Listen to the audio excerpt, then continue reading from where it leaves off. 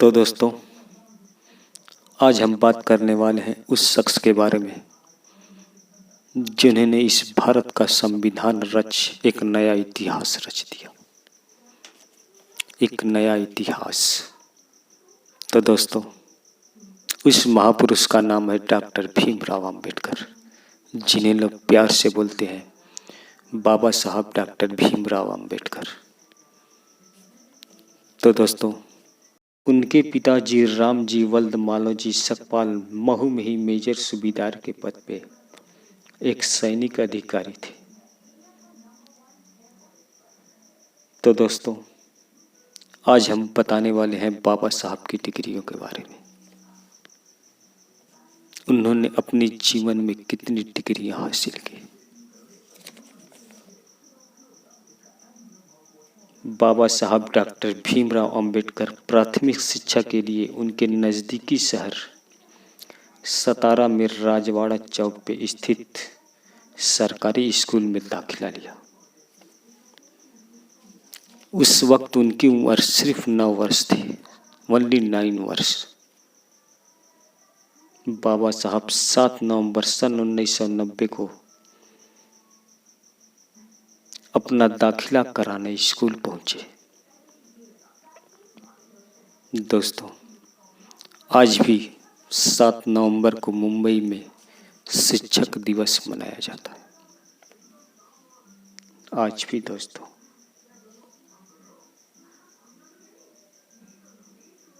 जैसे उन्होंने क्लास 4 अंग्रेजी में पास किया, पूरे गांव में खुशी का माहौल छा गया। लोग उत्सव मनाने लगे, खुशियां मनाने लगे। इस बात से प्रभावित होकर उनके दादा क्लेस्कर ने स्वयं लिखी दोबारा पुस्तक बुद्ध की जीवनी उन्हें भेंट की। जब बाबा साहब अपनी प्राथमिक शिक्षा ले रहे थे, उसी वक्त उनका पूरा परिवार जो है मुंबई चला आया। इस प्रकार उन्होंने सेकेंडरी एजुकेशन की पढ़ाई एक सरकारी स्कूल में प्राप्त की।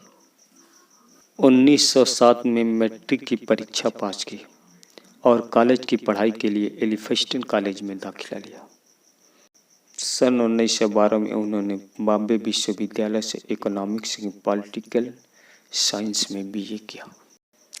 1915 में उन्होंने master of art (MA) examination with economics as the major subject in sociology, history, philosophy and anthropology at its other subject pass की।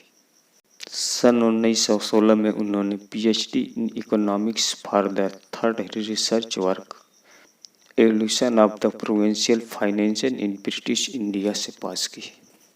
अक्टूबर 1916 में वो लंदन चले गए और उन्होंने वहाँ कानून की पढ़ाई करने के लिए प्रवेश लिया।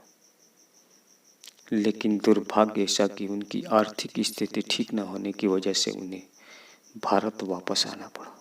लेकिन दोस्तों, 1921 में एक बार फिर उन्हें इंग्लैंड जाने का मौका मिला और सन 1922 में उन्होंने बैरिस्टर एट लॉज की डिग्री पढ़ाई पूरी की। सन 1923 में DSc doctor of science degree in economics प्राप्त की। जब बाबा साहब लंदन से वापस लौट रहे थे, उस समय वो अर्थशास्त्र का अध्ययन करने पान विश्वविद्यालय जर्मनी चले गए। तो दोस्तों, इस तरह बाबा साहब ने इस भारत का संविधान रच एक नया इतिहास रच दिया। इतिहास। तो दोस्तों, आपको बता दूं कि बाबा साहब इस दुनिया के एकमात्र व्यक्ति हैं जिन्होंने इतनी डिग्री हासिल की। उसके बाद अभी तक कोई इंसान ऐसा इस धरती पर पैदा नहीं हुआ जो बाबा साहब से ज़्यादा पढ़ा लिखा हो। तो दोस्तों, आज के लिए बस इतना ही। फिर मिलते हैं नेक्स्ट वीडियो में। तब तक के लिए जय हिंद, जय भारत।